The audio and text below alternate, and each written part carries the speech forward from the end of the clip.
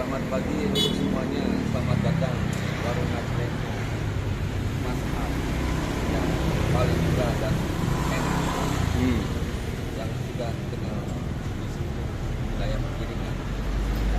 Mari kita datang bersama-sama untuk Najreng dan cobanya, pasti penasaran dan ketagihan. Terima kasih. Wassalamualaikum warahmatullahi wabarakatuh. Mudah-mudahan yang kita lakukan pagi ini bermanfaat dunia akhirat. Amin ya Allah. Alhamdulillah nih wakaf ibu tuh. Ibu wakaf. Masya Allah. Udah selesai semuanya. Masya Tinggal Allah. dikit lagi bu, mohon doanya. Ini bangunan utamanya. Masya Allah. Ini beliau Insya ini, Allah. Masya Allah. Niat baik selalu dimudahkan Allah. Wakif yang luar biasa. Iya. Dan bukan cuma di sini, di mana-mana wakafnya. Dan nilainya wow, Masya Allah. Menyemangati mereka, Ustaz. Kita mau ngeliat ke dalam, Ayo, Bu. Masya oke. Allah. Pertama kali ketemu ibu tuh kaget. Tampilannya biasa, ikut majelis taklim, Iya. duduk di bawah. Masya Allah. Lah kok tiba-tiba ngasihnya miliar gitu. Nggak percaya, Bu. percaya ya Ustaz ya. Karena Masya gimana bisa? Karena kan orang tuh Nggak semua. kenal Nah, juga. Satu, kedua orang tuh semua ngeliat tampilan, Bu. Di Masya. tanah 5.000 meter, Oke. diwakafkan oleh satu orang, nilainya 100 miliar. Dan alhamdulillah wakafnya beliau juga ada di sini, wakafnya antum teman-teman ada di sini. Masya. Ini santri putri, tempat bawah makan, atasnya kamar, ini ruang belajar atasnya. Alhamdulillah, dan selesai kurang dari 3 tahun. Masya Allah. Alhamdulillah. Itu salah satu bukti kebesaran Allah. Allahu Akbar. Bu Aisyah, Ya Ustaz. saya nggak akan pernah bisa lupa pertama kali ketemu ibu. Masya. Karena saya hadir waktu itu dalam tanda kutip manusiawi, Bu, kecewa. Saya biasanya kalau hadir jamaah itu selalu banyak, bludak gitu. Tiba-tiba pas datang cuma 7 orang. Itulah manusia, saya manusia biasa. Ketika datanglah 7 orang, saya mau galang dana wakaf untuk pesantren saya gimana. Tapi ternyata 7 orang, ada 1 orang namanya Bu Aisyah dengan penampilan yang sangat sederhana berwakaf miliaran. Masya Dan sekarang pesantrennya sudah jadi. Masya Allah. Bu, saya juga ingin tahu, ibu wakaf dengan nilai yang sebesar itu ada rasa seperti apa, Bu? Nggak sayang, itu kan uang bisa beli rumah, bisa beli mobil Forsi, Lamborghini. Allah menitipkan harta kan bukan buat kita beli kapal pesiar, buat beli tas Hermes. Walaupun bisa, ada teman saya sindir, kamu tuh terlalu bangga dikasih duit anakmu segitu. Beli dong tas Hermes 1 M, Ustaz. Saya bilang kalau saya dikasih uang untuk beli Hermes, saya panggil yayasan bangun masjid aja. Saya tidak punya tas branded, saya tidak punya, sama sekali tidak. Saya pingin brandednya Allah aja. Allahumma sholli wa sallim. Doain saya, Ustaz. Allahu Akbar. Saya sebagai orang tua ya, saya nggak tahu orang tua lain. Itu harus anak itu tergantung ibu, bukan tergantung ayah. Kalau pilih istri itu ibu yang pintar, ibu yang benar. Karena dia nanti yang akan mendidik. Nggak sembarangan. Saya persiapkan anak saya sesuai keinginan saya. Saya nggak pengen kok punya anak jadi profesor.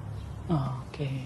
Jadi anak itu harus dipersiapkan oleh orang tuanya. Masya Allah. Masalahnya saya juga pernah dengar dari ibu. Ibu punya restoran di Surabaya, di jalan yang sangat-sangat prestisius. Ibu wakafkan dan nilainya juga puluhan miliar. Masya Allah. Bu, ibu tuh, saya mikir uangnya kok kayak tisu ya. Dicabut keluar, dicabut. Apa gimana, nggak habis-habis apa gimana? Kan sesuai janji Allah. Allah. Berbagi 1 diganti 10. Ada yang lebih dalam lagi, Al-Baqarah diganti 1 700 kali Pak. 700 kali. Tiap Kenapa bulan. harus takut? Kenapa harus pelit di jalan Allah? Orang tua saya Ustadz, hotel itu mau dibeli Megawati dengan uang ya, dikasihin ke Nahdlatul Ulama. Allah. Itu contoh dari orang tua. Boleh kasih bocoran seperti apa orang tua dulu? Dia lihat guru ngaji, belum haji, dia haji. Kayak cerita Ustadz tadi, setiap tahun ada aja. Tanah di mana-mana panggil, di sini kasih. Kan. Anaknya nggak ada yang kasih. Ibu saya kan punya hotel. Oh, Saya Masya tetap- Allah punya hotel loh. Orang kan punya warung gitu ya. Dan hotelnya diwakafkan juga, Ustaz. Allahu Akbar. Udah wakaf, Bu? Sudah. Makanya Jadi- saya bilang, saya belum apa-apanya sama Ibu ibu kandung? saya. Iya. Diwakafin. Sekarang jadi apa di Surabaya? Jadi sekolah Hadijah Plus, Hadijah Plus itu. Muslimat. Ibu Khofifah yang nerima. Gubernur Jawa Timur. Saya pelongo-pelongo ini luar biasa. Allah. Tapi saya tekankan, semakin kamu berbagi, kamu semakin bahagia. Jadi Ustaz. wakaf kepikiran restoran ibu yang mewah itu diwakafin itu gimana awalnya? Saya bosan Ustaz. Oh. Punya duit. Saya pengen. Kalau kita nyari duit, udah mau bosan sama duit ini, mental memang. Ini Bu, mindset Bu. Jadi dunia itu akhirnya datang ke Ibu sujud tuh begitu. Ibu kok bisa ngelepas harta sebesar itu? Allahu Akbar. Yang menggerakkan hati itu Allah. Saya sendiri, itu anak saya ya. Waktu dengerin kajian Ustadz kasih presentasi, tunjukin ke kita bahwa dapat tanah wakaf, cerita begini-begini. Saya ditepuk. Mah, kejar itu Ustadz. Yuk kita kasih apa yang beliau ini.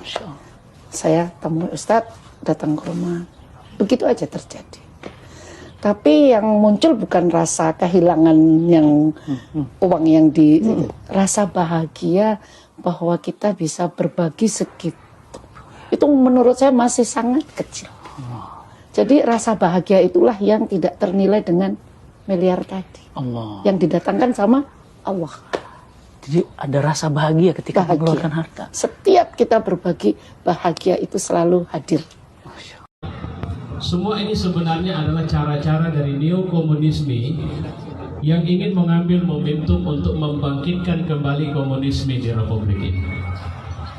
Tapi mereka lupa bahwa uji coba yang mereka lakukan dari berbagai pemberontakan tidak pernah berhasil. Bahwa Pancasila bagi kita benar-benar harga mati. Mereka mencoba otak-atik dengan menyebut adanya Trisila, Ekasila maupun apa saja adalah mereka-mereka yang sangat layak kita curigai sebagai manusia-manusia yang ingin menghancurkan ideologi di negara ini, yaitu Pancasila. Pancasila adalah piagam bagi kita yang sebenarnya kita meyakini ini kekuatan yang menghidupkan kita selama ini. Kita terpapar dengan banyak negeri yang merasa lebih besar dan seenaknya saja masuk ke negeri ini, dan kemudian melakukan tindakan-tindakan yang kita tidak berdaya.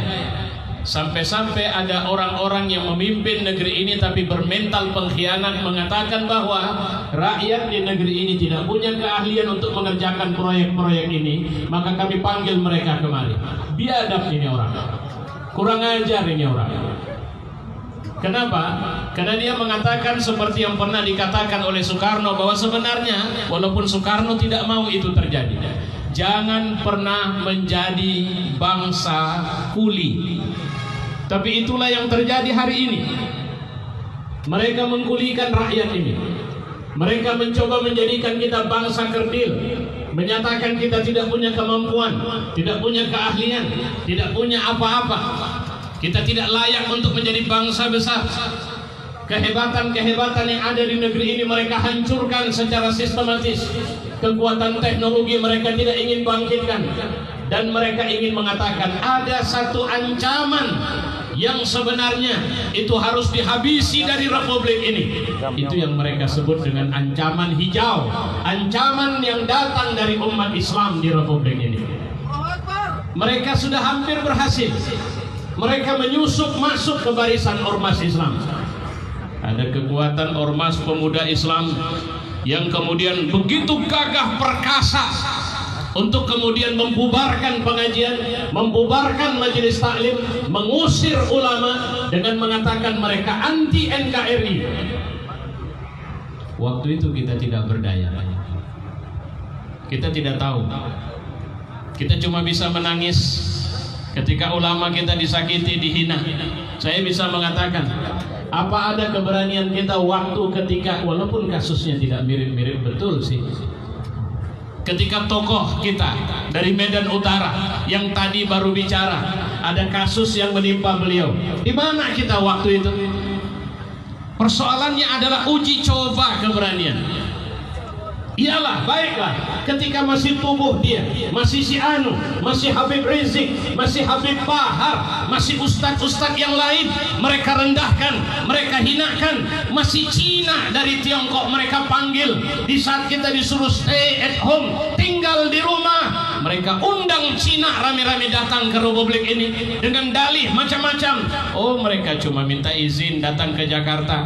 Rupanya memang Cina yang nggak bisa bahasa Indonesia datang dari Tiongkok sana.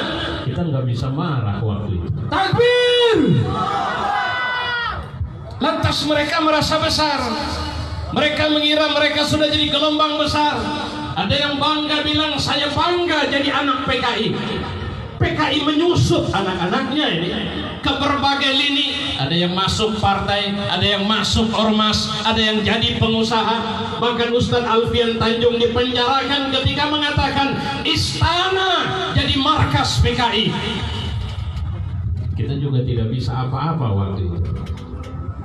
Kenapa? Karena mereka sistematis. Mereka cerai-beraikan kita. Mereka buat kita tidak berdaya. Mereka buat saya menyimpan kedengkian kepada si anu, rasa tidak suka kepada si anu, saya merasa lebih pahlawan dari si anu. Itu yang muncul di tengah kita. Tapi kita cuma keburu sendirian. Sampai saya pikir kita harus punya harga diri. Dan itu yang membuat saya yakin sampai hari ini Allah tidak sedang merencanakan negeri ini hancur. Allah sedang merencanakan negeri ini besar, negeri ini jaya. Allah tidak sedang merencanakan kebinasaan umat di negeri ini. Maka lahirlah momentum RUU HIP ini. Momentum ini harus jadi gelombang besar sama kita. Karena kalau saja momentum ini kita tidak melawan mereka. Di dalam khutbah Jumat di Masjid Agung Medan saya bilang begini. Mereka mengira mereka sudah besar. Dan hari ini kalau mereka mencoba melawan, maka mereka akan hancur dilabrak oleh air tsunami dari kemarahan orang-orang yang harga dirinya terletak pada Pancasila itu. Takbir! Siapapun mereka, berlindung di balik partai apapun mereka, mau berada di institusi manapun mereka, kalau mereka coba ganggu ideologi negara ini, maka mereka akan berhadapan dengan putra-putra pembela Pancasila yang pertama sekali. Takbir!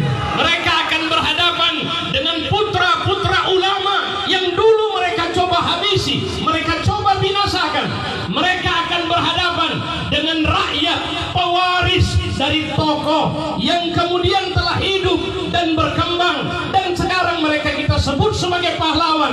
Mereka akan melihat. Kalau pernah kita lihat satu film dulu, ada kalimat darah itu merah jenderal. Maka kita akan tunjukkan kepada mereka, Anda mau lihat darah kami? Tapi jangan lupa, bukan darah kami yang tumpah. Kami akan tunjukkan bahwa benar memang darah kalian itu merah. Allahu Akbar. Saudara-saudara, ini demokrasi. Mereka majukan RUU HIP di tengah kita mengalami kepanikan, ketakutan, kecemasan, ketidakberdayaan.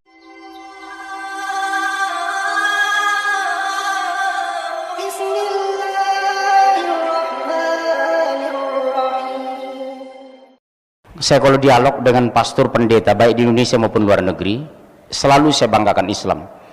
Satu-satunya agama di muka bumi ini yang kitab sucinya tidak bisa dirusak dan diacak hanya Al-Quran. Subhanallah. Inna nahnu nazzalna dzikra wa inna lahu lahafizun. Kami yang menurunkan Al-Quran dan kami yang memelihara. Satu titik pun tidak ada yang hilang dari Al-Quran sampai hari kiamat.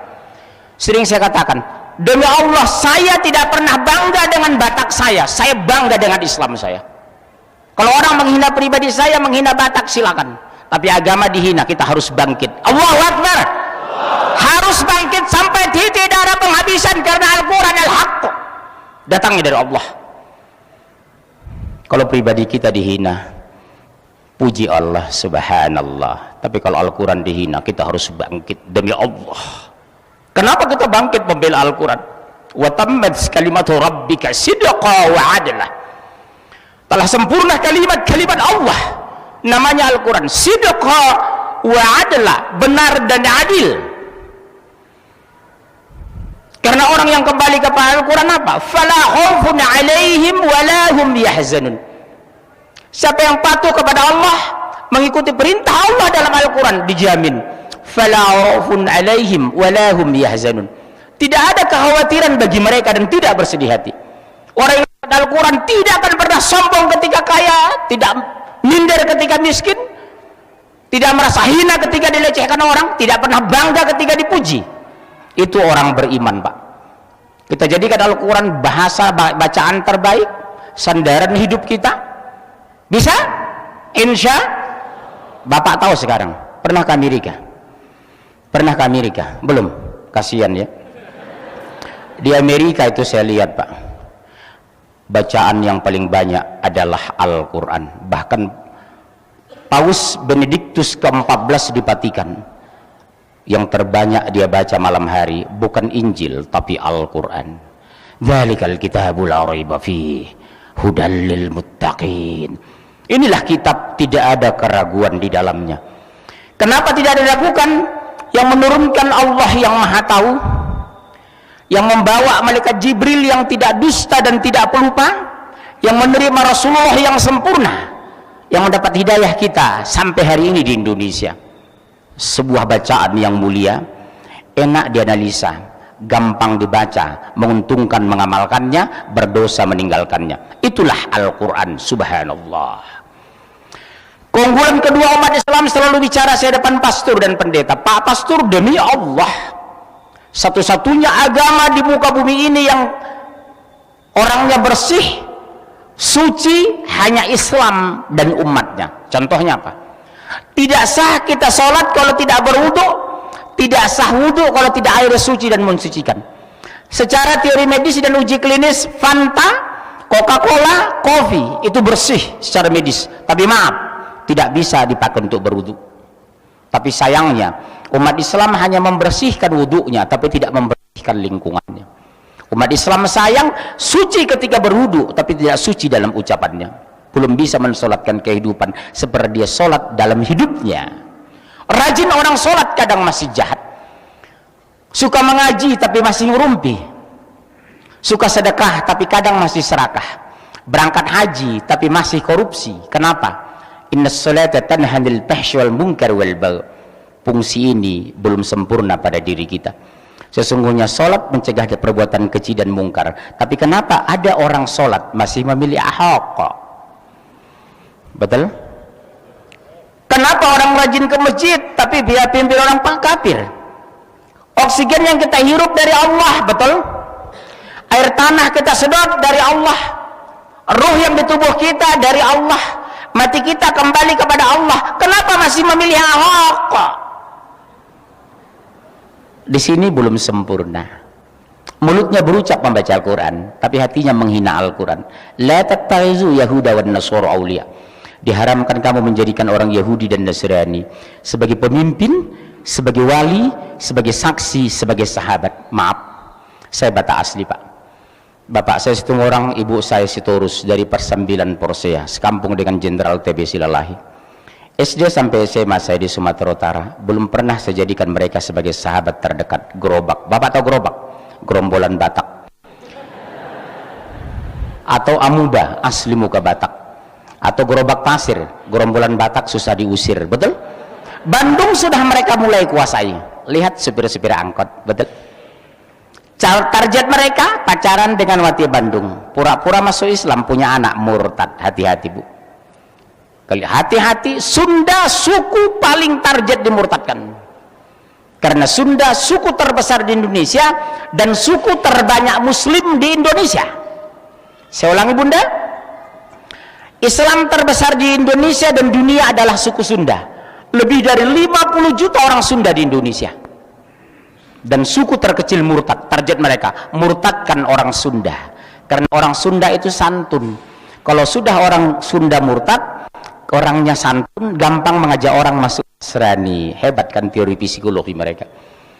Saya bangga dengan orang Sunda dulu, sekarang berkurang. Saya dulu bangga melihat orang Sunda taat, dulu sekarang mulai pudar. Sudah muncul orang-orang Sunda yang murtad menjadi pendeta. Hajjah Fatimah, sekarang pendeta Hajjah Fatimah. Di Cirebon, Danu Khalil Winata, Ustadz sarjana dari Sekolah Tinggi Ilmu Agama Islam Cirebon, sekarang pendeta Danu Khalil Winata. Dulu saya bangga demi Allah, bangga dengan Sunda. Sekarang kebanggaan itu mulai pudar. Sudah kupergoki orang-orang Sunda di Cianjur, Sukabumi, pindah agama. bangga dengan Nasrani. Subhanallah. 2 bulan lalu saya takbil akbar di Sukabumi. Neneknya masih pakai hijab, cucunya sudah bersalib digendong. Tapi orang mah cicing wae di ditu. Abdi mah bingung kumaha. Cicing sadana. Yang kedua selalu saya banggakan ketika saya dialog dengan Nasrani. Demi Allah, kenapa kami orang Batak rabe-rabe masuk Islam, saya bilang. Satu-satunya agama di muka bumi yang bisa dipertanggungjawabkan secara ilmiah hanya Islam. Makan kita teratur, makanan kita halalan thayyiban. Kenapa bunda disuruh berhijab menutup aurat? Kenapa kita berbusana santun menutup aurat? Karena kita agama mulia, agama tinggi, agama calon surga. Kenapa orang Nasrani tidak ada peraturan, semua bisa dimakan, orang-orang kafir busananya tidak jelas? Jawabnya karena jatah mereka neraka jahanam. Kenapa kita banyak diatur? Karena kita mulia dan tinggi, kita agung dan calon surga. Kita harus bangga, tanamkan kepada anak, demi Allah nak, kamu harus bangga sebagai Islam, satu-satunya agama yang benar. Inna dina indallahi Islam. Begitu kamu murtad, neraka jahanam. Anak saya 3 laki-laki, Pak. Saya bilang sama anak saya, demi Allah nak, 1 menit pun ayah tidak bisa masukkan kamu ke surga. 1 detik pun ayah tidak bisa mengeluarkan kamu dari neraka. Agar kamu masuk surga, qul atii'u Allah wa atii'ur Rasul. Patuhi Allah dan Rasul. Ayah tidak pernah bangga dengan kamu yang S2 dari Jerman. Ayah tidak bangga melihat kamu fasih 3 bahasa asing. Yang membuat ayah bangga terhadap kamu nak hanya 2. Di hari kematian ayah nak, kamu imam jenazah. Di hari kematian kamu nak, kamu husnul khotimah. Itulah kebanggaan ayah sama kalian nak. Di hari kematian ayah, kamu imam jenazah ayah nak. Jangan panggil ustadz mensolatkan ayah. Di hari kematian kamu, kamu husnul khotimah.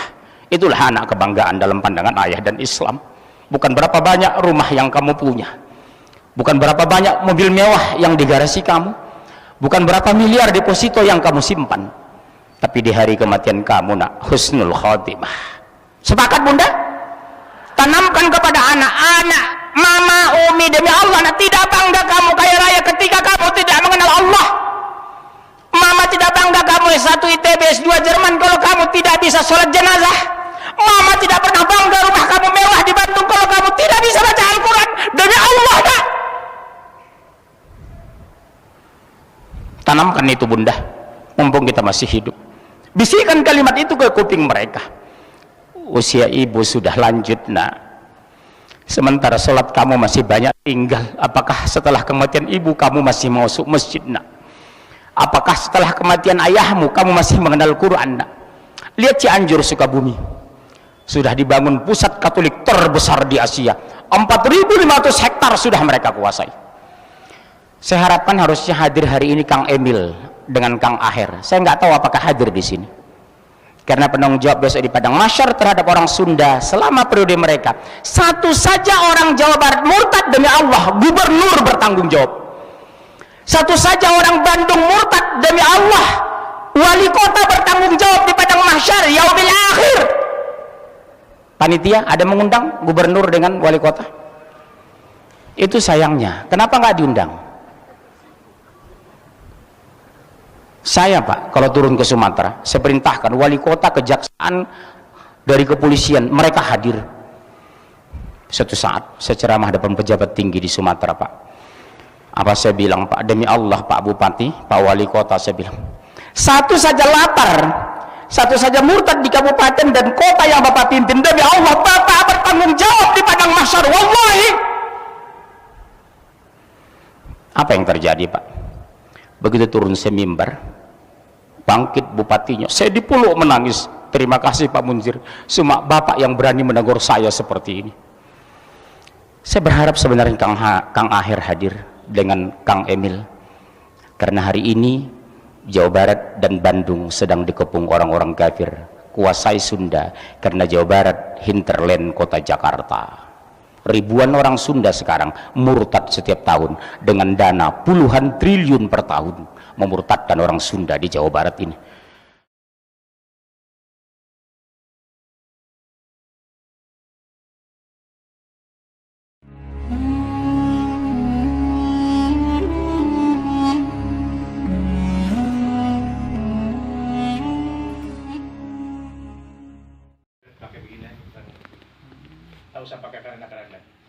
ada sebagian ulama yang fanatik tidak mau kalau dengan pakai keranda. Posisinya gimana? Ya. Kepala duluan. Nah, tadi ya, kalau kau sudah ditutup begini ya, kalau ngangkat ini seperti kepala dulu biasa begitu ya. Pokoknya ini kepala berjalan aja begitu. Yang ngiringnya bisa di belakang, bisa di samping. Cuma kata di dalam hadis, kata dalam para ulama tadi, dalam apa tuh ngantar jenazah ke kubur ini, jangan ada suara keras-keras, ribut-ribut. Ya, walaupun ada orang zikir tapi jangan keras-keras. Oh, gitu. Ya, kita melantara sudah terbiasa apa tuh mitosnya di TV. Jadi seperti itu tuh kayak zikir diperintahkan. Padahal dalam mengantarkan mayat ke kuburan itu tidak ada tidak ada cerita tiga-tiga ada suara keras-keras. Ya hening saja. Ya. Enggak, soalnya emang di kampung tuh, Pak. Di kampung. Iya, sudah sih arah kaki kuburan seperti kuburan gitu. Taruh di sini arah kaki kuburan. Masa kuburan? Ya. Kan kuburan si mayat ini kuburan seperti. Ya. Nah, iya. Selatan tuh. Mana tadi? Spidol, di sini. Spidol tadi masih spidol. Tuh, pojok. Masih spidol tadi. Pojok tuh. Oh, sampai lupa. Nih, seperti ini kubur ya. Ini kuburan gini kan? Ini kubur ini. Nah, si mayat taruh ini kan ini kaki kuburan nih. Ini kaki kan ini untuk kepalanya nih. Nah, si mayat taruhnya di sini nih. Iya, betul. Nih. Nanti si mayat ini masuknya diusung dari arah sini. Jangan dari atas ini, plung. Tuh. Jadi seperti gini. Ya, nih ya. Tuh. Nah, mayat ya diangkat. Terus masuk dulu. Satu sudah beres, masuk 3 orang. Ya. Masuk 3 orang seperti 3 orang tadi, ujung, tengah dan pinggir ya. Kemudian ini diangkat seperti gini ya. Ya, contoh angkat begini.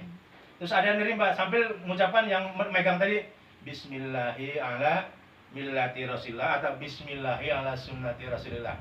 Itu mesti kan mau Bismillahi ala sunnati Rasulillah atau Bismillahi ala millati, angkat ke sana tah. Nah, ini dorong. Nah, dari didorong tadi angkat ini ya. Ini Jadi ditampak. Nanti setelah ditampak kubur itu ini yang duluan kaki nanti yang dimasukkan. Jangan kepala dulu, kaki dulu yang dihandap. Kemudian ya, kepala belakangan, kaki dulu yang dihadapkan. Etikanya itu ya. Ya. Setelah masuk kalau lahat tadi, ya. Si mayit kan sudah dibeginikan ya. Maaf, Pak. Begini kan? Iya. Mas Pak, Begini ya. jurut Pak. Pinter ya. Iya. Nah, kemudian kan kalau bisa ngegelempang kan ada bikin apa babatan di sini ya. Begitu. Kan, terus ini sebenarnya nih berkaitan dengan tali kapan ini mau dibuka atau mau tidak no problem. Mau dibuka atau tidak enggak jadi masalah. Ya. Cuma di kita image-nya di Indonesia Dibuka. kalau nggak dibuka katanya ada apa tuh? Kedayangan. Apa waya gombel yang nanti begini-begini. Untuk menghilangi image begitu maka kita lebih dibuka saja. Sebab di kita orang di Indonesia bisa ada begitu orang padahal mau jadi omongan itu, padahal mau dibuka mau tidak apa ya? Enggak masalah. no problem. Hari masalah yang katanya dibuka terus katanya. Nah, kalau yang dibuka itu ada sebagian pandai-pandai Syafi'i diciumkan gitu, tapi pendapat yang tidak kuat. Ya. Dibuka.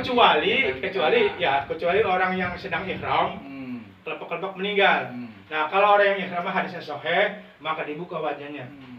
Supaya dalam di dalam talbiyah gitu. Labbaik Allahumma labbaik. Kecuali orang yang ihram maka harus dibuka.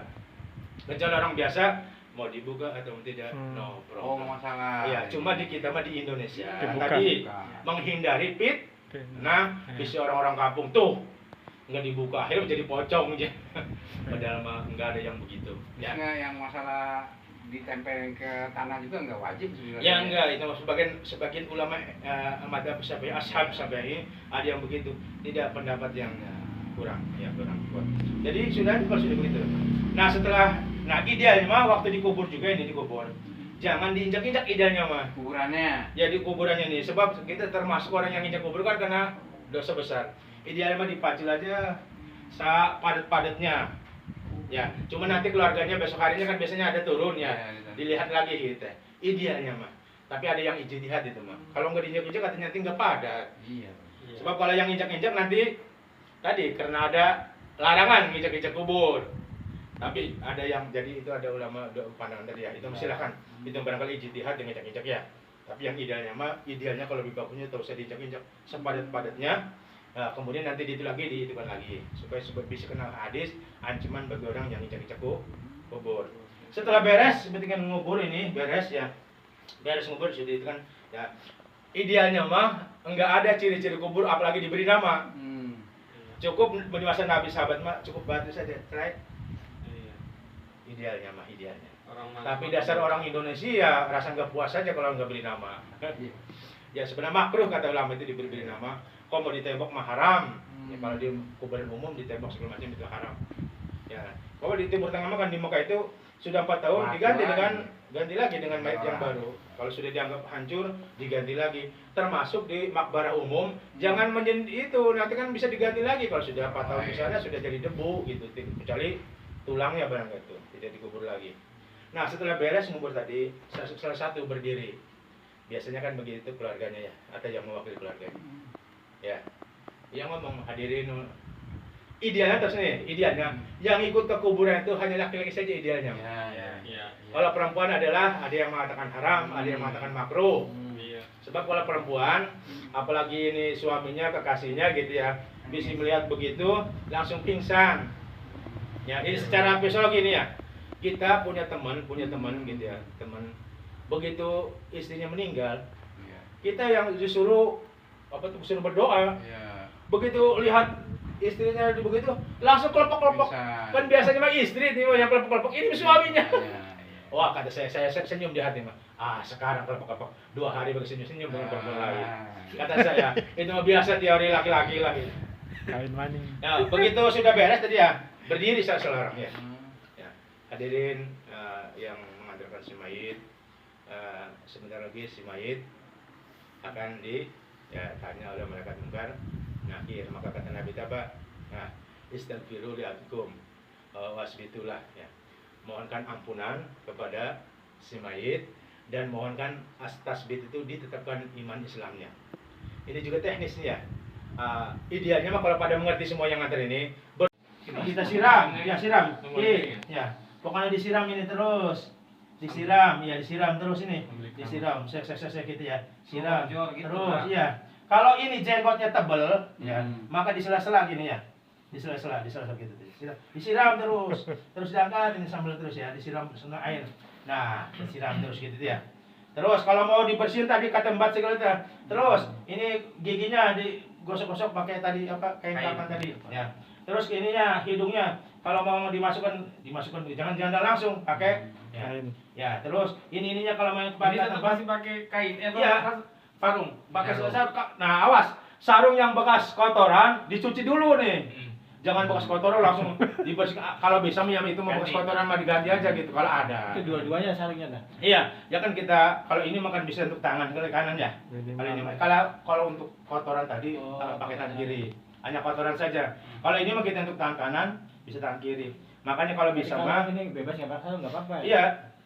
Jadi yang penting pokoknya pakai ini saja. Harus pakai. Ya pakai saja pakai. Kan idealnya pakai begini ya. Idealnya pakai. Ya terus saja begitu ya sampai bersih sampai sini itu ya.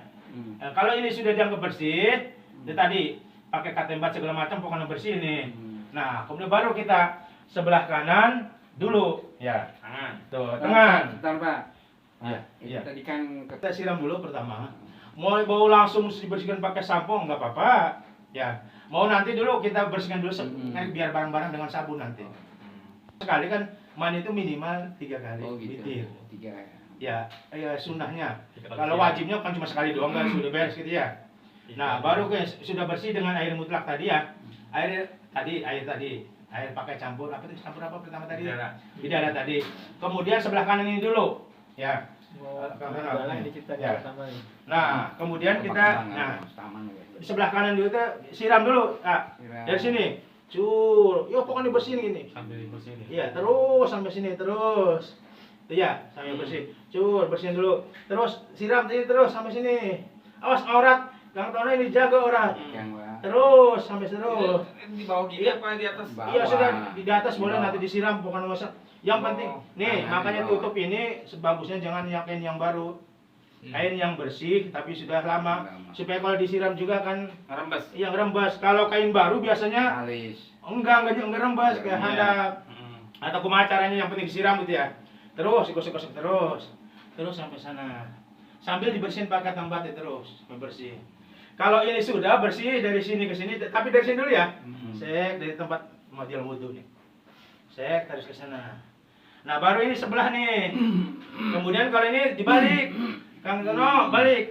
Punten. Nah ini. Terus disiram lagi ininya. Saya terus juga. Iya dari sini terus setengah kanan sampai ujung segini. Bisa pusat dulu. Nah itu baru terus. Ya. Kemudian dari sini itu baru kanan kan, kiri siram lagi. Terus. Posisinya di sana nggak apa-apa. Iya, kitanya nggak pindah bang. Bisa pindah. Ya. Kemudian gini lagi. Tarik. Ya, terus. Terus sampai bersih segala macamnya bukan ya. Nah, tadi pakai. Ya. Sudah. Tuh, itu baru 1 kali. Kalau wajibnya sudah dibungkus. Tapi kita kan perintahnya salasan, au khamsan, au sab'an.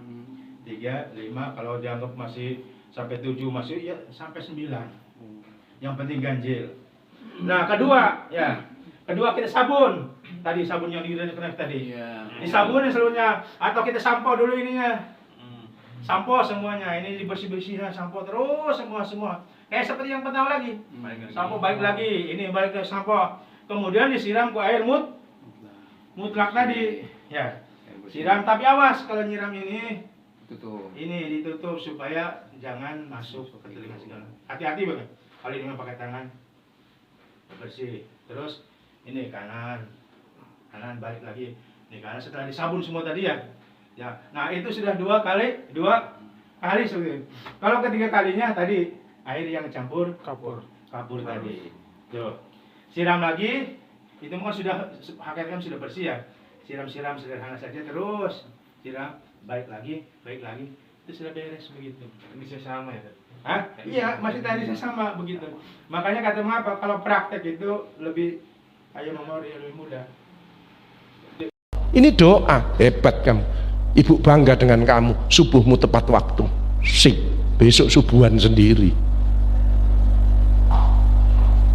Hati-hati loh. Makanya orang sakit kok mengeluh, pasti tambah berat, tambah komplikasi. Terus putih bu dengkule, lah ya Mbak Yu, aduh Mbak Yu, aduh, munggah terus, wong keluar hormon perusak terus. Good speaking, bicara yang bagus, karena ini doa. Seumpama kita sedang diuji sakit lututnya, terus putih bu dengkule, alhamdulillah tambah abuh. Wong dengkul lah lo, dengkul. Lah pasien saya bernapas saja harus pakai oksigen. Panjenengan tidak pernah pakai oksigen. Pasien saya itu pakai oksigen karena sudah tidak bisa napas. Lah satu oksigen ini 1,5 juta nyewanya.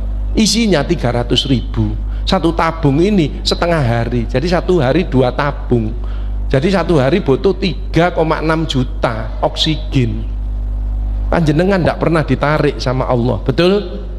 Wa in ta'udu nikmatallahi la tuhsuha. Barang siapa akan menghitung nikmatku tidak akan mampu.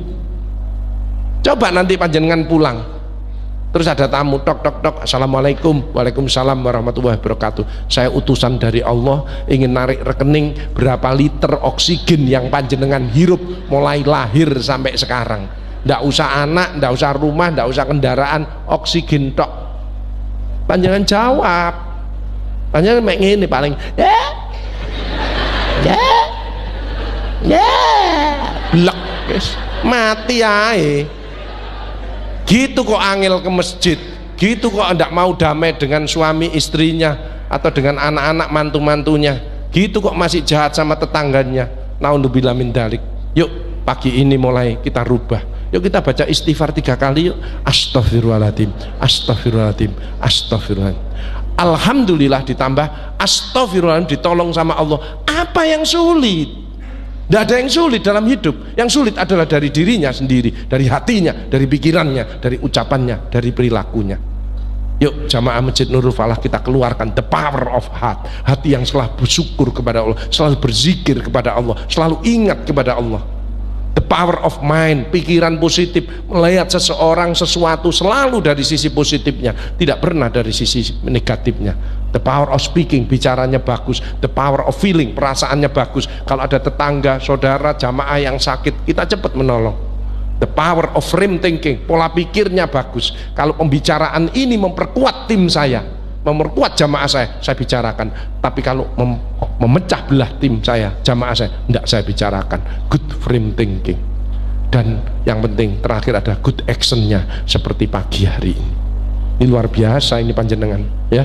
Bisa melangkah sini ini karena kekuatan dari Allah saja, ya. Makanya ini harus istiqomah. Mudah-mudahan jamaah Nurul Falah kedepannya berkah dan istiqomah.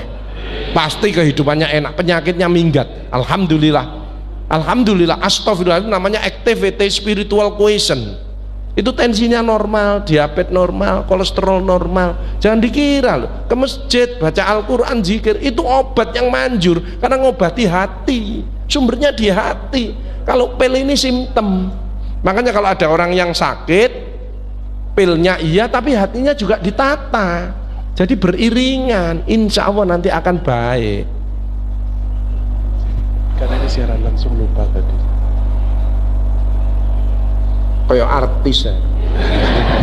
Padahal saya tadi malam baru datang dari Jakarta, ya.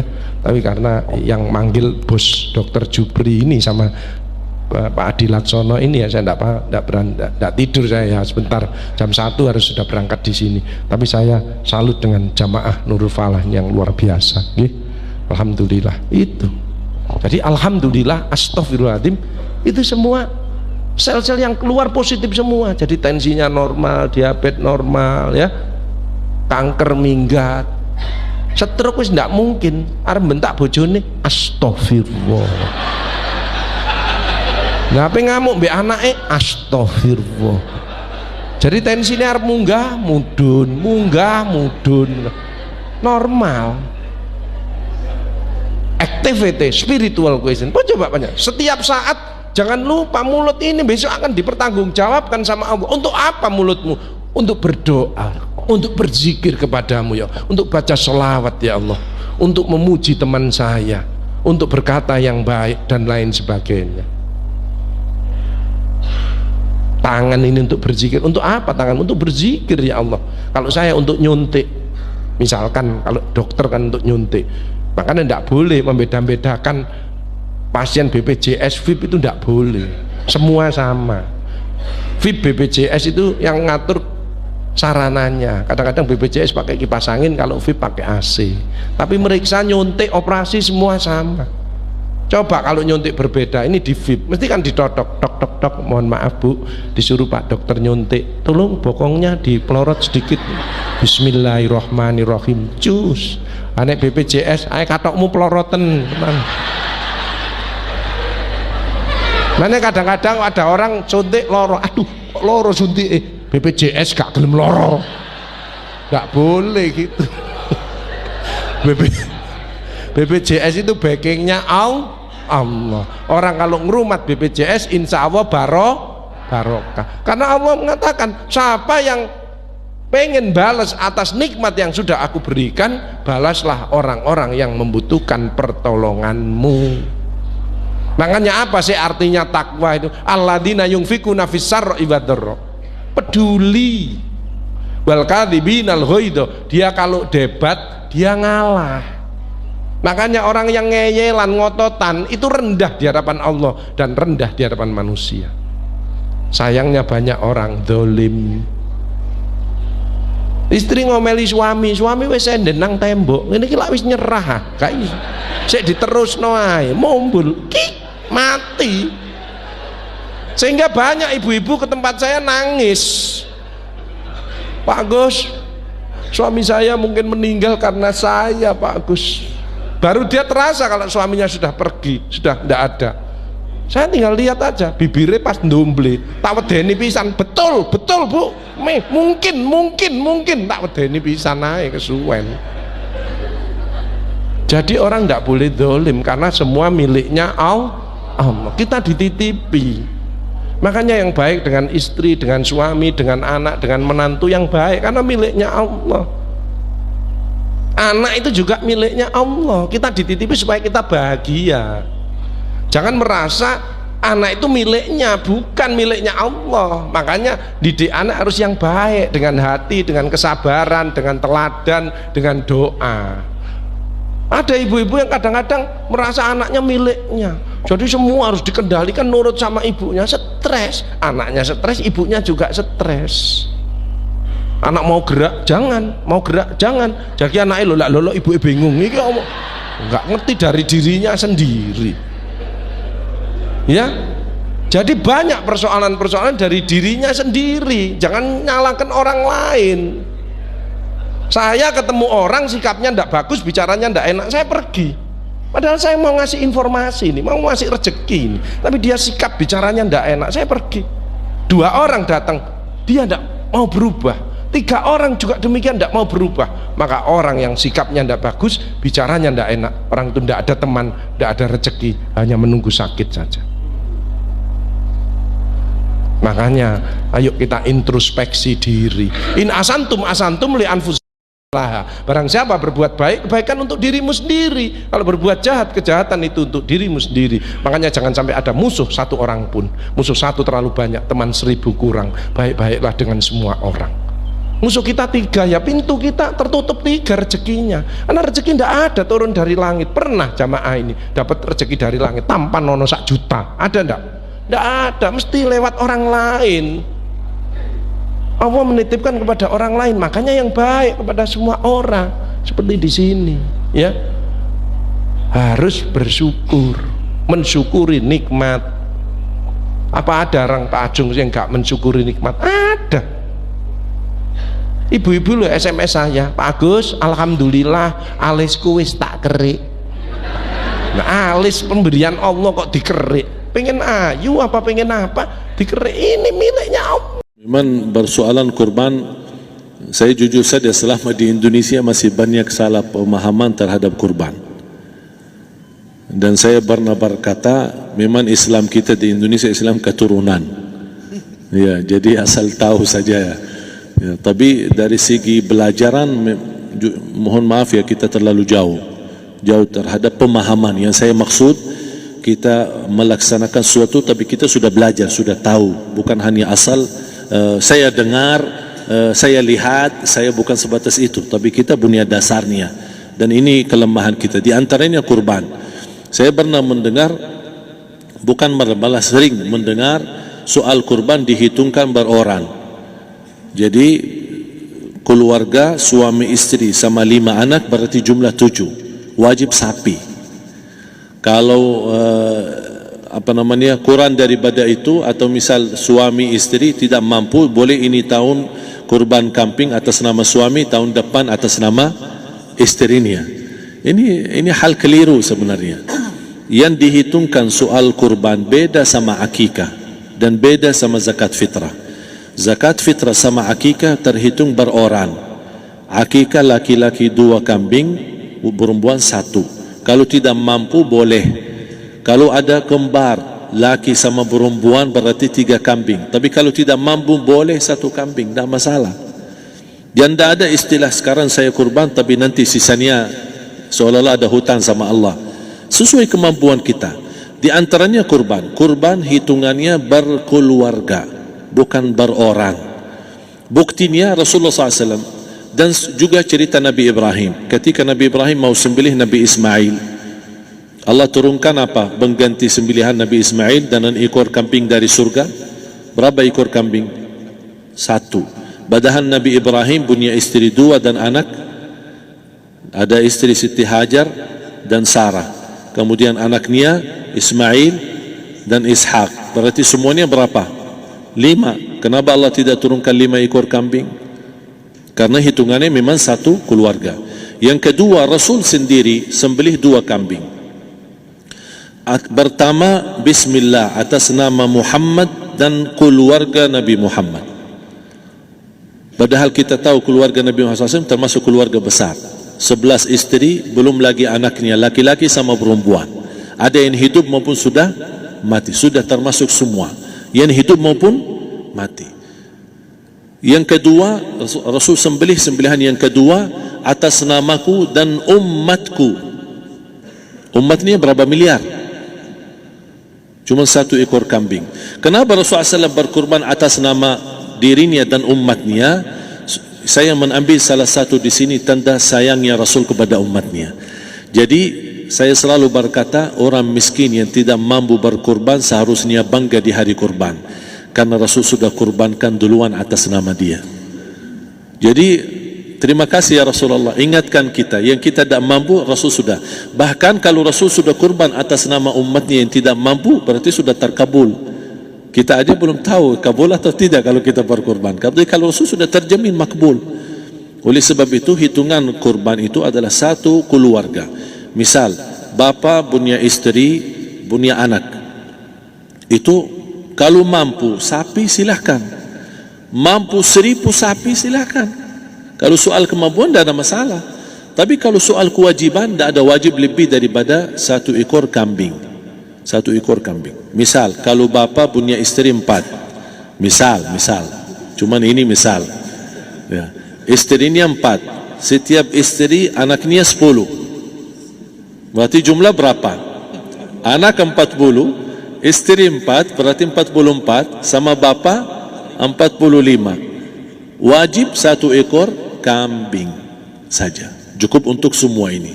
Tapi kalau soal mampu, ya silahkan. Mau 1000 kambing boleh, mau 1000 sapi boleh. Tidak ada yang melarang kalau soal kemampuan. Dan kalau kita mau sembelih, bismillah atas namaku dan keluarga. Tidak perlu bawa data-data nama keluarga. Jadi disebutkan tukang sembelihnya ada capek menunggu sambil sebutkan nama-nama. Tidak perlu. Udah bismillah atas namaku dan keluarga. Termasuk kata atas namaku dan keluarga, termasuk orang tua yang sudah meninggal. Termasuk orang tua yang sudah, karena kita adalah hasil daripada orang tua. Itu sudah termasuk, tidak perlu kita sebutkan. Ada sebagian ulama membolehkan kalau kita mampu, mau khusus kambing atas nama orang tua, tidak masalah kalau kita mampu. Tapi kalau kita tidak mampu, itu sudah termasuk orang tua kita bersama keluarga besar kita. Ini salah satu kenikmatan, dan ini termasuk juga sedekah yang berguna bagi orang yang sudah meninggal di keluarga kita. Wallahu ta'ala. Dan juga masalah panitia, bisa kita mewakili. Kalau kita tidak mengerti sembelihannya dan tidak mengerti cara bagiannya. Tapi ada satu sunnah yang termasuk kehilangan sunnah ini, adalah banyak yang tidak mau makan dari hasil kurban. Padahal itu sunnah Rasul. Dari akikah boleh makan, dari kurban pun boleh makan. Bahkan sunnah SAW dibagi 3. Sepertiga pertama dihadiahkan. Maksudnya kata dihadiahkan kepada orang kaya. Misal tetangga saya tapi orang kaya, dia bukan miskin, tapi boleh saling hadiah. Karena inti daripada hadiah silaturrahim. Ada keluarga kita termasuk mampu, tapi saya kasih, ini alhamdulillah saya sembelih sapi. Barangkali dia tidak mampu, cuma sembelih kambing. Udah kita dapat daging kambing, dia dapat daging sapi. Tapi dengan niat hadiah, bukan sedekah, karena dia bukan orang miskin yang menerima sedekah. Yang sepertiga yang kedua adalah sedekah. Sedekah itu termasuk orang miskin. Yang ketiga kita makan sendiri. Bahkan Rasulullah SAW selepas Idul Adha, beda sama Idul Fitri. Sebelum Idul Fitri dia makan kurma, meyakinkan batalan puasa. Tapi kalau Idul Adha tidak makan dan minum sebelum salat, kenapa? Bukan berarti tidak boleh. Tapi Rasulullah SAW ingin pertama pembukaannya, buka sarapannya atau makan di pagi harinya selepas Idul Adha adalah dari hasil sembelihan kambing itu atau dari kurban. Jadi kita sebagian sedikit. Tapi kalau kita merasa alhamdulillah rezeki saya banyak di rumah, alhamdulillah banyak ada makanan, mau sedekahin semuanya, semua mau sedekahin, tidak masalah. Tapi yang saya maksud, kenapa tidak kita sekali-kali hidupkan sunnah Rasul? Jadi sebagian, walaupun ada sebagian sedikit lah, buat istilahnya sama sedikit porsi nasi atau apa, karena kita berhak sebagai kita kurbankan lillahi ta'ala, kita berhak menikmati kurban ini yang lillahi ta'ala supaya kita mendapatkan keberkahannya, bukan hanya orang lain. Terus yang kedua ada masalah pembayaran. Kalau kita wakili panitia, boleh kita pesan sama panitia, tolong sedikit dari kurban saya minta buat saya makan. Itu tidak masalah, kita boleh minta. Dan boleh kita wakili, tapi kita tolong ingatkan, tidak boleh pembayaran hasil sembelihan itu dari kulitnya. Ini menjadi salah satu persoalan di Indonesia. Banyak tukang sembelih datang, ketika kita tawarkan untuk sembelih ini, berapa Pak? Oh enggak apa-apa, kasih aja kulitnya sama kepalanya. Jangan Anda setuju, jangan Anda terima. Oh maaf, saya enggak bisa. Bapak berapa ongkos sembelihannya? Kita harus sepakat dulu.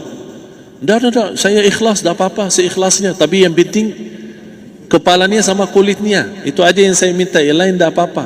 Enggak boleh. Tidak boleh. Kenapa? Karena ini kurban. Kata kurban berarti lillahi ta'ala, bukan untuk jual beli. Kalau kita sudah bayar dari bagian kurban, berarti bukan lillahi ta'ala. Harus kita jaga amalan itu. Tapi bagaimana cara jalan keluarnya? Kita harus sepakat, ijab kabul. Sepakat dulu, Pak, saya udah begini, saya kasih untuk sembelihan 50.000. Bapak setuju? Ya udah setuju. Selesai kan? Sudah sembelih, sudah potong, sudah semua. Lepas ini semua kita kasih ongkos 50.000 ongkos sembelihannya. Habis itu Pak, kulitnya sama kepala hadiah buat Bapak. Itu dah apa-apa, dah masalah. Tapi bukan untuk bayar sembelihan. Faham maksud saya? Harus dibedakan supaya jangan sampai amalan kita kurban habis biaya, habis ini malah tidak diterima karena sudah kita bayar sebagian daripada kurban. Saya silahkan bayar apa yang kita sepakati, mau hadiahkan kepada dia karena kita tidak bisa guna. Buat apa yang kita mau gunain kulitnya, tidak bisa. Tapi mereka, buat mereka lebih berguna, oleh karena itu kita bisa hadiahkan untuk mereka. Bahkan kita bisa juga kasih daging untuk mereka bisa menikmati sebagai sedekah. Wallahu ta'ala alam. Kamu atau ada keluarga kamu yang belum sembuh ya, walaupun udah lama sakit ya. Nah ini saya kasih bocorannya. Kalau ada yang sakit sudah lebih dari 3 bulan, apalagi 6 bulan, apalagi 1 tahun, biasanya itu udah bukan lagi masalah fisik. Ya biasanya kalau cuma masalah fisik, tubuh kita itu jago banget untuk ngobatin dirinya sendiri ya, karena dia punya mekanisme self healing ya, pengobatan dirinya sendiri. Nah kenapa sampai 6 bulan, 1 tahun, bahkan ada yang 5 tahun, 10 tahun belum sembuh-sembuh? Nah biasanya karena ada landasan emosinya. Kita nyebutnya akar penyakitnya. Ya apapun sakitnya, bahkan penyakit berat sekalipun seperti kanker ya, stroke ya, itu sebenarnya seperti daun aja. Ya dia bukan akar, dia daun ya. Tapi kalau akarnya kecabut, maka daunnya kering dan dia langsung rontok. Nah, apa sih akarnya? Nah, akarnya itu adalah sampah-sampah emosi, ya, landasan emosi yang membuat penyakit itu nggak mau keluar dari tubuh kita.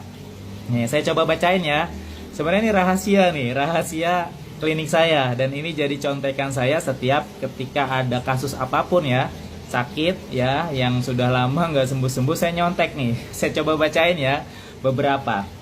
Misalkan alergi, di sini landasan emosinya adalah penyangkalan tentang kekuatan diri sendiri. Hati-hati ya, ketika dia nggak pede dengan dirinya sendiri, kecenderungan dia akan mudah kena alergi. Apa nih yang selanjutnya? Asam urat misalkan ya, dia tidak terima kenyataan, ya nggak suka orang lain sukses, apalagi kalau dia hobinya ngomongin orang, wah itu asam uratnya bisa tinggi sekali. Asma, ketidakmampuan mengekspresikan kesedihan, perasaan tertekan, sehingga paru-parunya juga dia menjadi lebih kecil, sehingga asmanya lebih muncul ya, lebih mudah muncul dan gak gampang sembuh. Apalagi nih ada autis ya, autis ini memendam emosi ya, gangguan kesehatan pada ibu selama hamil. Jadi ketika lagi hamil hati-hati ya, nggak boleh memendam emosi, anaknya bisa cenderung kena autis. Autoimun, tidak mampu melepas dendam masa lalu ya, nauzubillah min dzalik ya, mukanya hati-hati ya ketika merespon permasalahan hidup kita. Banyak nih ya, coba saya bacakan lagi. Diabetes ya, perasaan tidak puas, kesedihan yang mendalam, keinginan besar untuk mengontrol, tidak sabaran, maka dia pankreasnya rusak ya, gula darahnya nggak keluar banyak dari tubuhnya, lebih banyak yang masuk, akhirnya kena diabetes. GERD ya, takut, perasaan tidak puas pada diri sendiri, kesedihan, kecemasan, dan kebencian. Hati-hati nih diuji dengan GERD ketika ada landasan emosi yang seperti itu. Ginjal bocor ya, akibat kekecewaan, perasaan gagal, rasa malu yang ditekan, nah itu hati-hati kena penyakit ginjal. haid tidak teratur, ya pasti hormonal. Itu juga disebabkan oleh stres ya. Tidak bisa merespon dengan positif ketika dapat ujian dari orang sekitar. Apalagi nih, banyak nih ya, insomnia ya, penolakan akan proses hidup ya, perasaan bersalah dan takut. Nah ini hati-hati, jadi nggak bisa tidur ya. Jantung, nih jantung, stroke, sama nih landasan emosinya mirip-mirip, yaitu perasaan kesepian. Makanya nggak boleh ngerasa kesepian ya, walaupun lagi masalah dengan pasangan hidup, yakin kita ditemenin Allah, ya nggak boleh kesepian, karena nanti pengaruhnya ke sakit jantung sama stroke ya. Kolesterol tinggi ya, ini disebabkan apa ya, ini tidak bisa menahan amarah ya, terlalu meluapkan amarah, jadi itu juga nggak bagus juga. Ditahan nggak boleh ya, dilepaskan juga, keberlebihan juga nggak boleh. Ini yang sering ya, kanker atau tumor. Nah itu adalah rasa kesel, rasa dendam ya, rasa marah yang ditahan dari dia kecil, remaja, dewasa, pernah dizolimin, dia tetap kesel dengan keadaan itu. Nah itu hati-hati, dia bisa mengakar, akhirnya jadi muncul kanker atau tumor. Prostat, perasaan bersalah secara seksual. Nah ini hati-hati ya, udah berumah tangga nggak boleh ya, kalaupun belum ideal, nah tetap bersyukur ya. Ya sambil minta sama Allah ya, pasangannya rela ya untuk melayani, karena minimal kalau buat laki-laki seminggu 2 kali ya, biar nggak prostat ya. Nah ini banyak sekali nih teman-teman, saraf kejepit ya, usus buntu, wasir. Ini seru banget ya. Nah ini contekan saya. Dan teman-teman semua, kalau kita pahami ini, insya Allah ketika kita dikasih ujian sakit yang nggak lama, yang udah lama nggak sembuh-sembuh, sebenarnya tugas kita bukan hanya ngobatin fisiknya ya, tapi ngobatin secara emosionalnya. Nah ini saya juga ada contekan nih, kayak gini nih. Ini setiap penyakit kita bikin nih kalau di Warung Sehat ya, untuk kesuburan, untuk GERD, untuk diabetes. Nah ini kita coba memang memaksimalkan cara pengobatan, bukan hanya ngobatin fisik, tapi yang paling utama adalah akar masalahnya. Nah teman-teman, kita ngajak teman-teman semua nih, kita adain seminar khusus ya, buat teman-teman memahami konsep ini, sekaligus ada terapinya, ada treatmentnya. Ya harapannya ketika ikutan seminar ini, teman-teman bisa merilis ya, melepaskan, mengikhlaskan ya, membuang sampah-sampah emosi yang ada di diri kita. Nah dengan itu akar masalahnya keangkat ya, ibaratnya seperti pohon ya, tadi saya bilang ya, penyakit itu cuma daun ya, ketika akarnya kita cabut, maka daunnya akan cepat kering. Ketika daunnya kering, dia akan langsung rontok ya dari tubuh kita ya. Tiba-tiba alhamdulillah misalkan ya, yang insomnia bisa tidur pulas, yang kena kanker selnya langsung hilang atau bahkan mati gitu ya. Karena bagi Allah mudah banget ya, wa iza faritu fahuwa yasfin, bagi Allah mudah untuk yang ngasih sakit ke kita, dan Allah ngobatin penyakit kita asal akar masalahnya selesai. Karena itu maunya Allah. Allah pengen ngebersihin hati kita sebersih-bersihnya, sehingga ketika kita kembali kepada Allah, kita dalam kondisi ya ayuhan nafsul mutmainah irji'i ila rabbiki radiyatan mardiyah. Kita kembali dengan jiwa yang tenang, dengan rasa redho dan diridhoi Allah. Ya barakallah, saya tunggu ya teman-teman, ayo ikutan seminar yang setiap bulan kita adain. Daftarnya gimana? Ikutan aja grup WA Sehat dengan Asmaul Husna. Tinggal klik di link bio ya, klik di situ ada grup WA Sehat dengan Asmaul Husna. Nanti informasi kegiatannya ada di grup WA tersebut. Barakallah, semangat terus ya, sehat terus buat teman-teman semua. Assalamualaikum warahmatullahi wabarakatuh. Hebat rakyat Malaysia, memang hebat kerana tegas pertahankan hak Palestin. Memang kita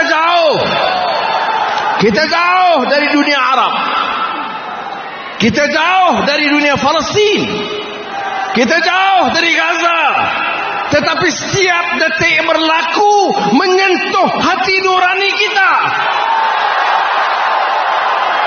Kenapa?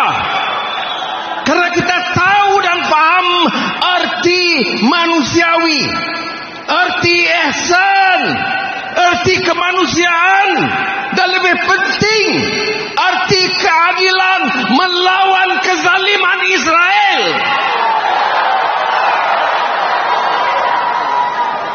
dalam masa singkat sudah berhimpun. Wakil dari negeri hadir, Deputi Besar. Saya baru sampai tadi dari Kahirah.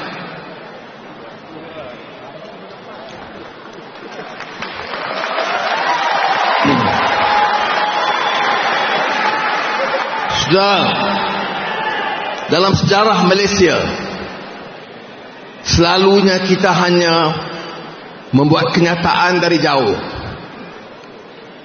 Inilah kali pertama melihat kepada semangat denyut nadi anak-anak Malaysia, saya ambil keputusan untuk keliling dunia Arab menyatakan pendirian kita.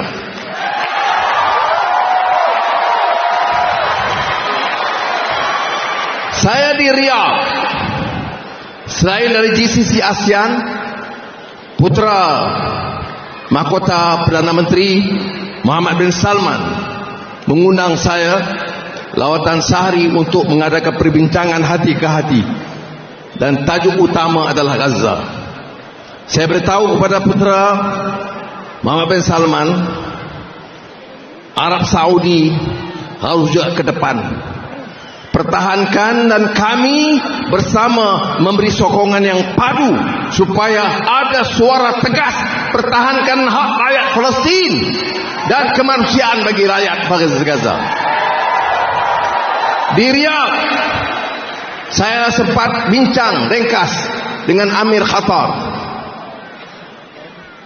kerana Amir Khattar di antara yang tegas mempertahankan hak bumi Palestin.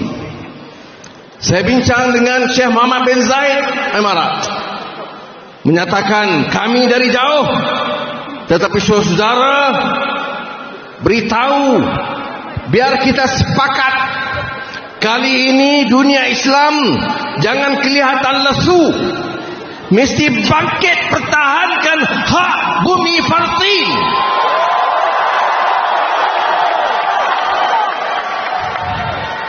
Saya sempat ketemu Raja Bahrain, menyatakan sikap yang sama. Dari Riyadh saya berlepas ke Istanbul, menemui sahabat saya Presiden Recep Tayyip Erdogan. 2 jam dengan dia, bincang teliti apa langkah harus diambil, bagaimana sikap kita bersama, dan juga berdepan dengan Amerika Syarikat dan Eropah yang sama sekali tidak mempedulikan soal kemanusiaan. Bingung kita. Ya, mana dia demokrasi? Mana dia hak asasi? Mana dia kemanusiaan? Apa kemanusiaan itu bagi orang kulit putih dan hamba abdi bagi orang kulit hitam? I was telling them, where is the justice? Where is humanity? Where is democratic ideals and human rights that the West are talking about? We are not asking for anything extra. We want the Arabs, the Palestinians, the people of Gaza to be treated as human beings. Nothing more, nothing less. Stop the killing. Give them food, give them medicine, give the babies the right to live. Is that asking too much? Where is the humanity? Where is the United Nations? Where is the international voice to defend what is right?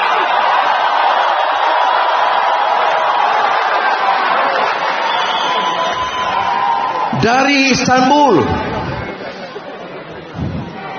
dari meja perbincangan dengan Presiden Erdogan, saya terus ke Kahirah, jumpa Presiden Mesir Abdul Fattah Sisi, kerana Mesir punya peranan yang sangat kritikal kerana sempadan Rafah di tangan Mesir dan Israel. Saya nak jelaskan, Dan saya lihat sendiri dari keterangan Egyptian National Red Crescent, Saudara Rami kemudian bincang hati ke hati dengan Presiden Mesir. Dia kata kalau 200 kontainer dibawa masuk ke Gaza, dia izinkan sekarang juga. Dia tidak mau sempadan itu dijadikan alasan untuk oleh Israel untuk menghambat keluar orang-orang Palestin. Sebab itu dia tegas, buka sekarang ini hanya 20 kontainer satu hari. Yang diperlukan oleh rakyat Gaza 200 kontainer satu hari. Ubat tak cukup, minum susu al-bayi tidak cukup, bekalan elektrik terputus, air minum tidak ada.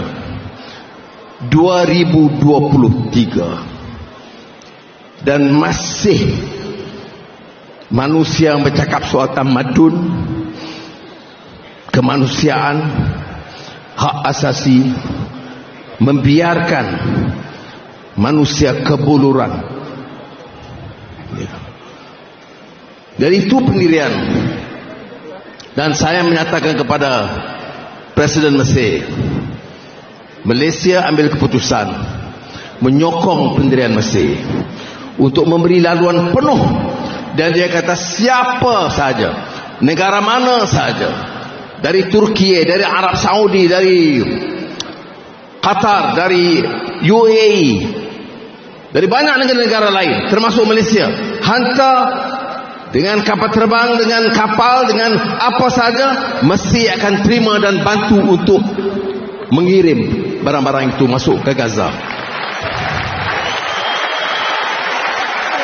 Dari bagi pihak rakyat Malaysia, saya sampaikan penghargaan saya kepada ketua-ketua negara ini.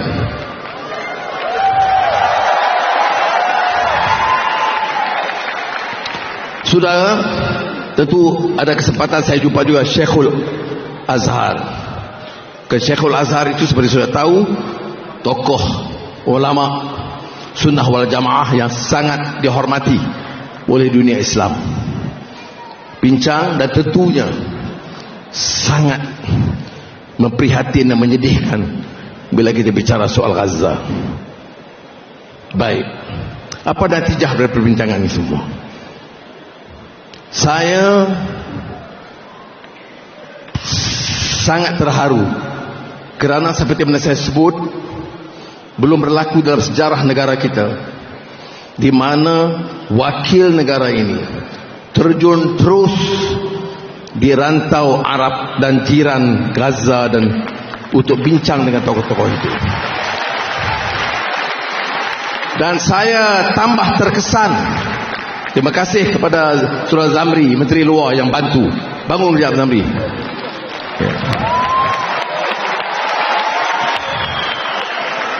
Kerana baik Arab Saudi atau Emirat atau Qatar atau Bahrain atau Mesir dan lebih lagi Turki, semua beri penghormatan yang sangat tinggi kepada Malaysia. Maknanya mereka mengharapkan kita berbuat sesuatu yang lebih, bukan saja menyerahkan isu ini sebagai isu Arab, tetapi isu Islam dan isu kemanusiaan. Sebab itu saya terima kasih kepada rakan-rakan, bukan saja Pertubuhan Badan Islam dan parti-parti politik Melayu dan Islam, tetapi juga wakil-wakil bukan Islam, ketua-ketua agama bukan Islam yang turut hadir. Dan terima kasih banyak.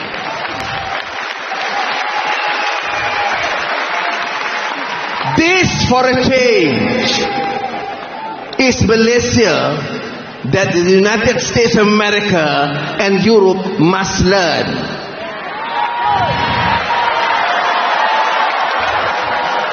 We talk about humanity, we talk about justice, you talk about human rights for the Muslims, for the Hindus, for the Buddhists, for the Christians, and we respect them as they respect us.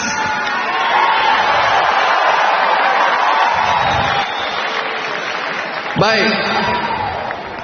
Kemana kita? Saya bincang dengan Al-Fatah Sisi Mesir, Muhammad bin Salman, Tayyip Erdogan, Muhammad bin Zaid. Kemana kita lepas ini? Caranya sampaikan maklumat. Apa kita nak harapkan hanya kepada pemimpin Amerika dan pemimpin United Kingdom atau Perancis?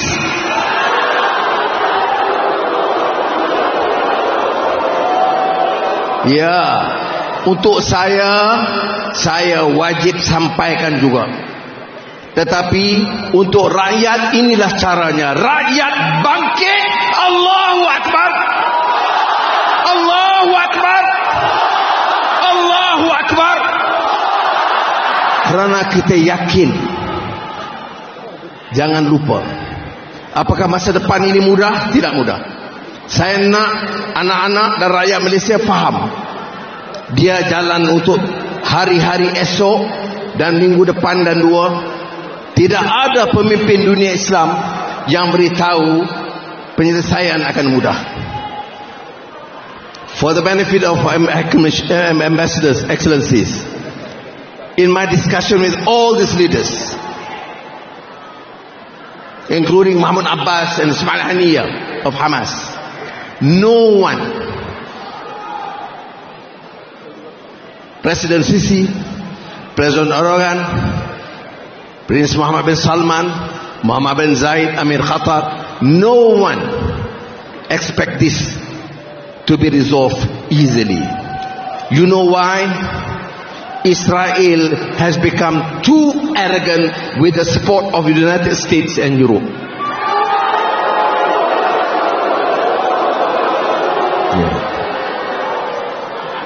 And when I ask them, you know better.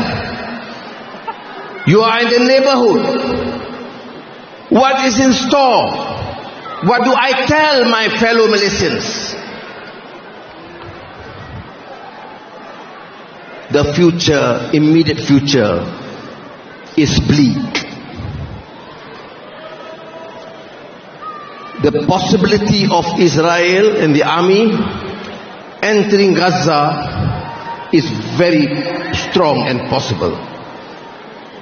Masa depan bagi mereka sangat malap. Kemungkinan tentera Israel akan tetap menceroboh ke Gaza. Kita sebagai orang Islam yakin nasrum minallahi wa fathun qarib wa basyiril mu'minin. Kita yakin dengan pertolongan Allah Subhanahu wa taala. Tetapi ingat, kita harus terima kenyataan keadaan sekarang akan lebih parah bagi rakyat Gaza. Kerana keangkuhan kezaliman Israel yang didukung oleh negara barat. Sebab apa tidak sokong? Sebab warna kulit kita lain, sebab agama kita lain. Tapi di Gaza, di Palestin ada juga agama Kristian. Sebab apa? Sebab kita bukan orang kulit putih. Sebab kita tidak menjadi alat mereka. Tidak ada sebab yang munasabah, saudara. Jadi yang patut saudara-saudara terima bukan berita yang senang daripada saya. Saya menyampaikan dalam perbincangan dengan pemimpin dunia Islam keadaan sangat genting.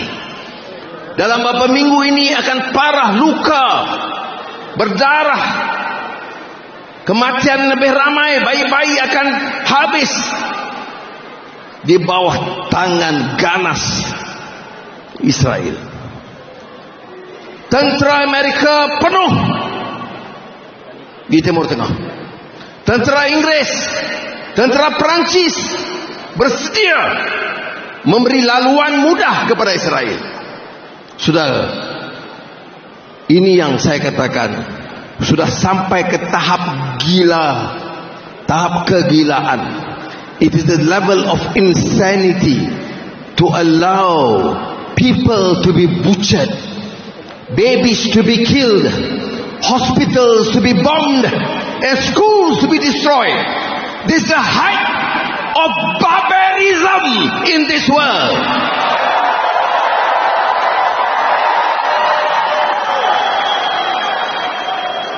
Jadi saudara, kita hanya mampu beri semangat dan kekuatan kepada jiran-jiran kita. Apa juga keputusan, kita runding bersama.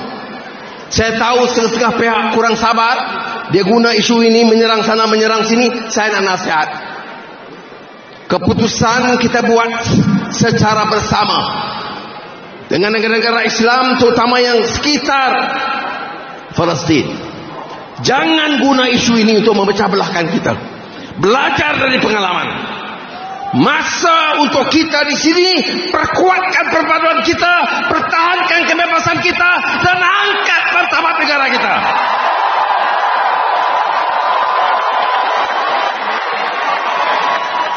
Dan kita harus sampaikan kepada kawan-kawan kita, baik orang Islam atau orang Cina atau India, Sabah atau Sarawak, isu ini isu bersama. Sampai kepada mereka, mengapa kita suarakan dengan begitu lantang? Kerana orang mati dibunuh, anak-anak kecil dibunuh, wanita dibunuh, rumah dibedil, dimusnahkan, rumah sakit dirobohkan. Mana mungkin kita bicara dengan aman dan tenang? Jadi sebab itu saya tekankan semula, perlu kita cari kaedah. Dan saya telah mulakan suatu hal yang baru dalam sejarah dengan sokongan kawan-kawan kita dalam Jemaah Menteri. Saya dikritik sekarang, mula diserang oleh beberapa kalangan Eropah, Amerika Syarikat, dan tentunya Israel. Dan kita harus waspada. Saya beritahu, selagi saya diberi mandat oleh rakyat, saya tidak terima ugutan itu. Kita lawan tetap.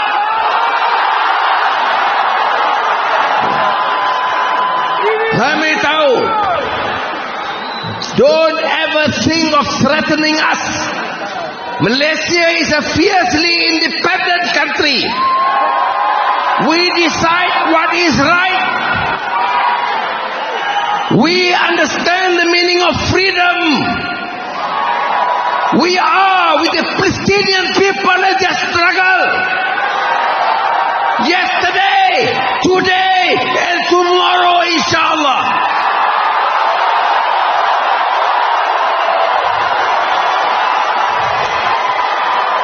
Malaysians was there from the days of Yasser Arafat, struggling for independent Palestine, until today, and we will continue without fear. Don't ever threaten Malaysians. We have our right to express ourselves.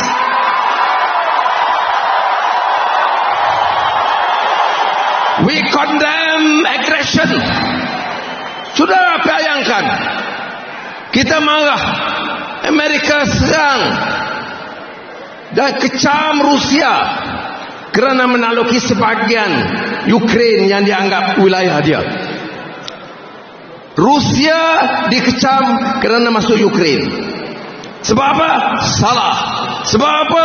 Tawan negeri lain. Sebab apa? Pertentangan dengan kemanusiaan dan hak asasi. Israel masuk negeri Arab. Israel langgar Palestin. Hukum apa ini? Ya, ini hukum rimba. It's the law of the jungle. Ya. So, saudara, ini saya nak tekankan, kerana saya telah menerima banyak teguran, ugutan. Saya sebut, kamu salah pilih orang.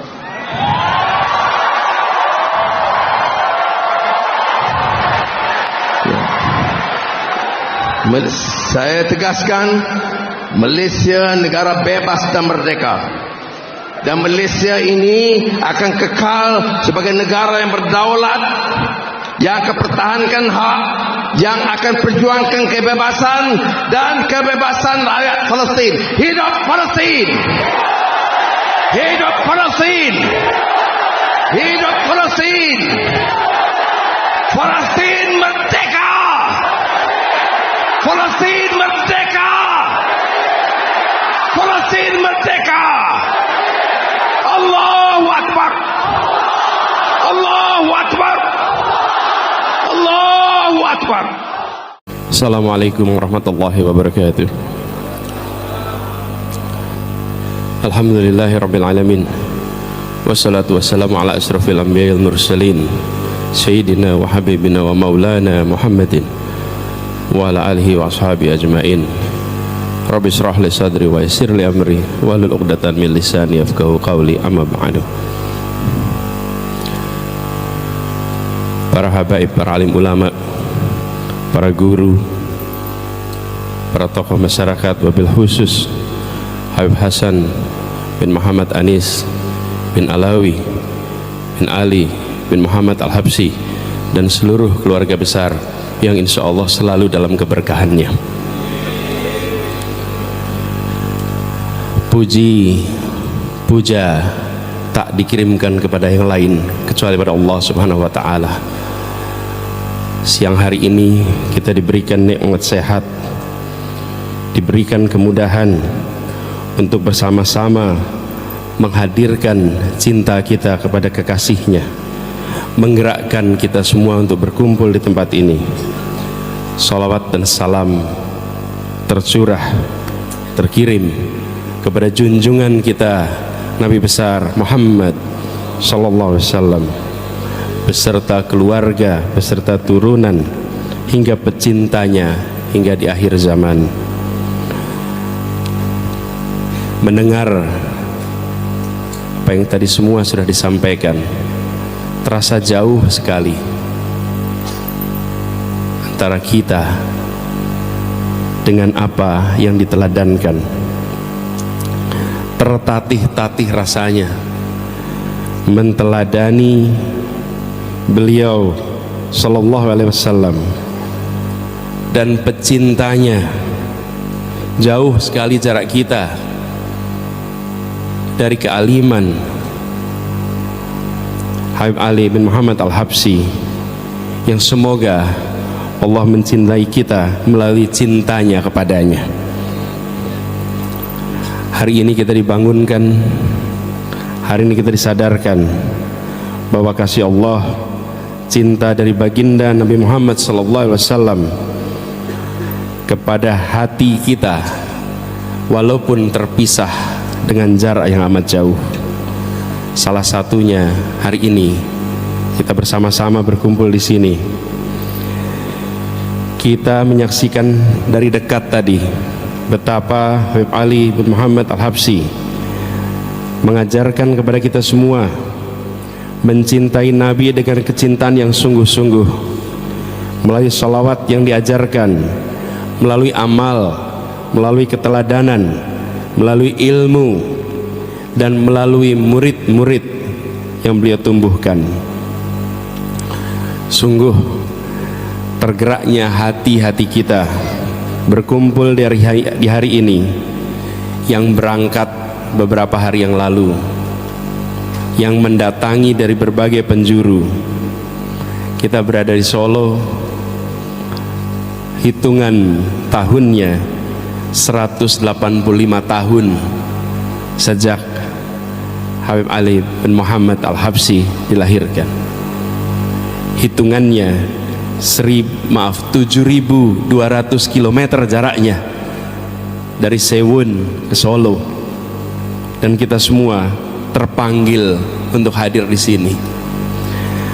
Atas izin Allah, iman, ilmu, amal, insyaallah bisa memotong jarak waktu dan jarak geografis. Insyaallah iman, ilmu, amal menghadirkan cinta, dan semoga cinta itu menghadirkan tekad untuk lebih mendekatkan kepada iman, ilmu, amal yang menteladani yang kita cintai. para habaib, para alim ulama, para guru, dan seluruh tamu-tamu Allah. Hari ini kami merasa berbahagia menjadi bagian dari ratusan ribu manusia di tempat ini dan jutaan yang menyaksikan lewat digital. Manusia yang digerakkan atas cinta kepada umat, atau cinta kepada nabinya. Keteladanan Habib Ali mengajarkan kepada kita cinta itu. Kita semua pernah mendengar sebuah kisah yang kalau boleh saya ulang di sini. Dalam sebuah perjalanan,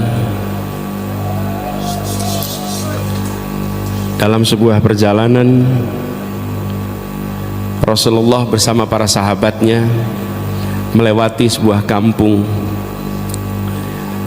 Lalu ada seorang badui yang mendekat, memanggil Rasulullah dengan namanya tanpa menyebut gelarnya. Wahai Muhammad, wahai Muhammad, dengan ungkapan yang keras, sehingga Nabi menoleh, sahabat-sahabatnya menoleh, dan Nabi menjawab, kemarilah kau. Lalu para sahabatnya menegur, kamu pelankan suaramu, turunkan suaramu. Berani-beraninya memanggil dengan tanpa ada rasa hormat. Lalu orang itu bertanya, saya panggil keras supaya Rasulullah mendengar. Lalu dia bertanya, wahai Nabi, jika ada seseorang yang mencintai satu kaum tapi dia tidak mampu mendekati amal ilmu dan keteladanannya, bagaimana mereka nanti? Lalu Nabi menjawab, orang akan dikumpulkan bersama dengan yang ia cintai, dan kamu nanti akan dikumpulkan bersama dengan yang kamu cintai. Dia tidak bisa menteladani amalnya, tapi dia mengungkapkan cintanya. Kita yang berjarak ratusan tahun, yang berjarak ribuan kilometer, mungkin kita masih tertatih-tatih untuk bisa mengikuti semua amalannya, tapi insya Allah dengan kita mengungkapkan rasa cintanya, kita akan nanti dikumpulkan bersama dengannya. Ratusan ribu datang dari segala penjuru dengan jalan kaki, dengan bersepeda, dengan naik motor, naik mobil, bis, pesawat, kapal, semua datang ke Solo ini mengungkapkan cintanya dan berharap nanti dikumpulkan bersamanya nanti, insya Allah. Mudah-mudahan kita semua orang-orang yang mendapatkan keberkahannya. Mudah-mudahan keluarga-keluarga kita menjadi keluarga-keluarga yang sakinah. Mudah-mudahan anak-anak kita anak-anak yang soleh solehah, anak-anak yang qurrat ayun, dan semua diantara kita yang sedang dalam kesulitan dilonggarkan kesulitannya. Negeri kita, bangsa kita didekatkan dengan keberkahan, dijauhkan dengan segala mara bahaya. Ya Allah, ya Rahman, ya Rahim. Di tanah Palestina hari ini kita menyaksikan ibu-ibu harus menguburkan anaknya.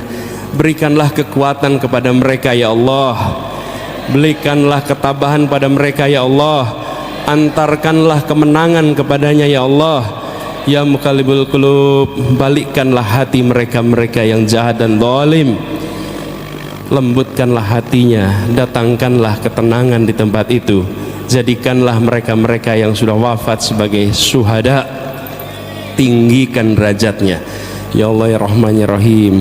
Habib Ali bin Muhammad Al-Habsyi, tinggikan derajatnya di sisi Allah, muliakanlah tempatnya. Begitu juga dengan seluruh anak cucunya, teruskanlah menjadi teladan, menjadi telaga tempat kita mengambil kecintaan kita pada Rasulullah SAW. Rabbana atina fid dunya hasanah fil akhirati hasanah wa qina adzabannar. Subhana rabbika rabbil izzati amma yasifun wa salamun alal mursalin walhamdulillahi rabbil alamin. Assalamualaikum.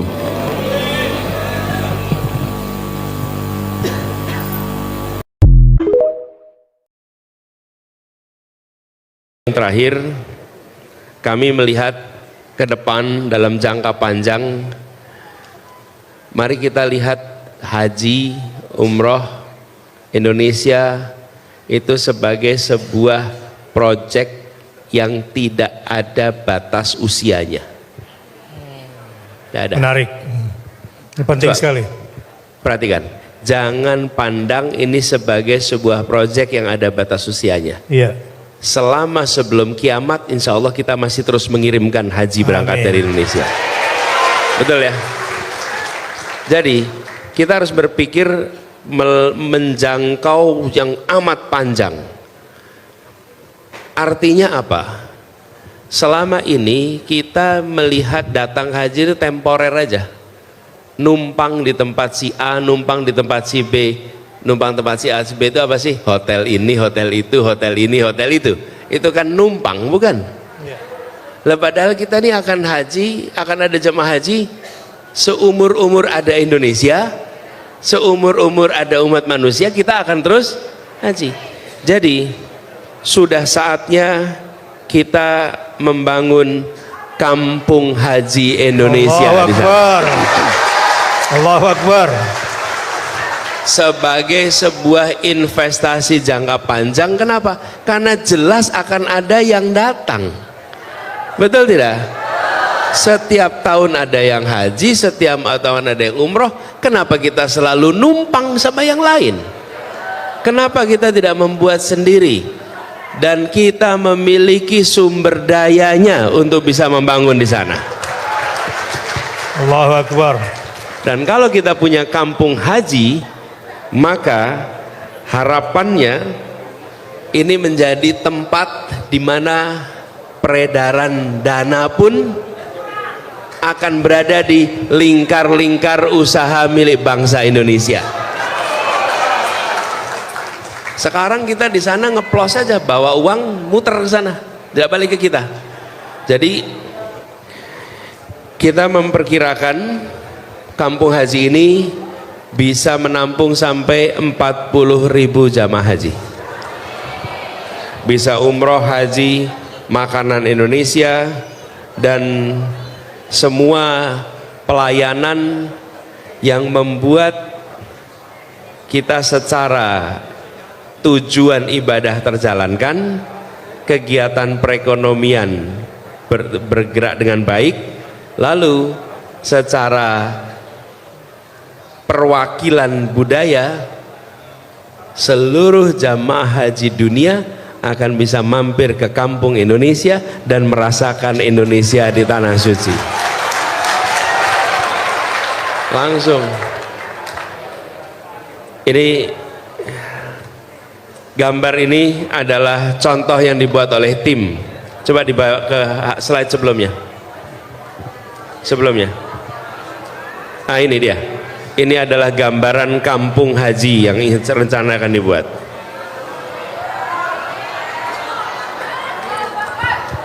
Kampung haji Indonesia. Sallu ala Nabi. Sallu ala Nabi. Boleh ditunjukkan berikutnya. Boleh ditunjukkan berikutnya. Gambar-gambar berikutnya. Ini ilustrasinya. Nah, apa yang unik di sini, Bapak Ibu? Apa yang unik? Ada apa tuh? Ada bakso, ada soto. Saya nutupin juga ya? Enggak.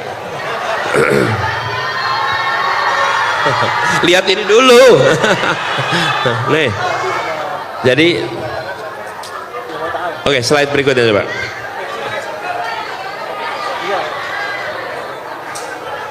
Ya. Boleh ditunjukkan berikutnya.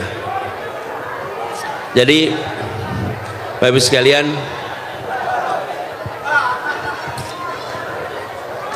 kekuatan dari pandangan ini soal cara pandang Bapak Ibu. Ini soal cara pandang. Saya sering beli ilustrasi, Ustaz. Iya. Tembok besar Cina. Tembok besar Cina.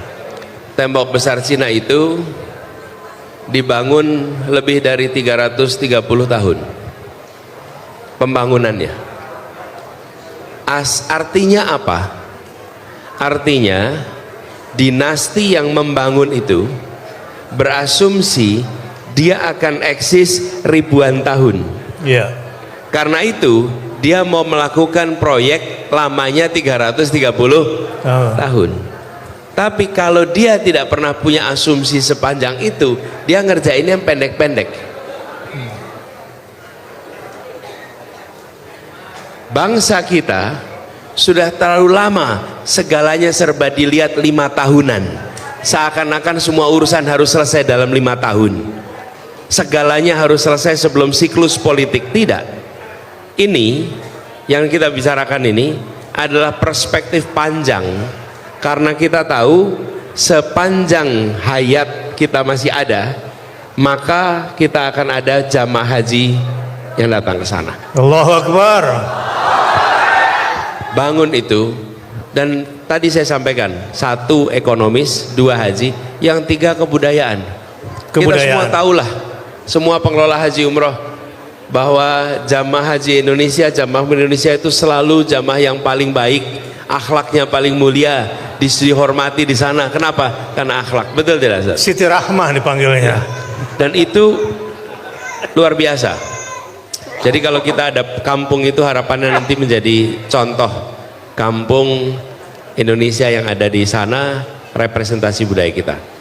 Jadi 1, mempercepat masa tunggunya, mengelola dananya lebih baik, peningkatan kuotanya dikerjakan, dan bangun kampung haji, kampung jamaah Indonesia, dan harapannya nanti 4 itu dikerjakan, kita akan merasakan perubahan dalam pelayanan. Allahu Akbar. Itu, baik, terima kasih. Saya akan berikan kesempatan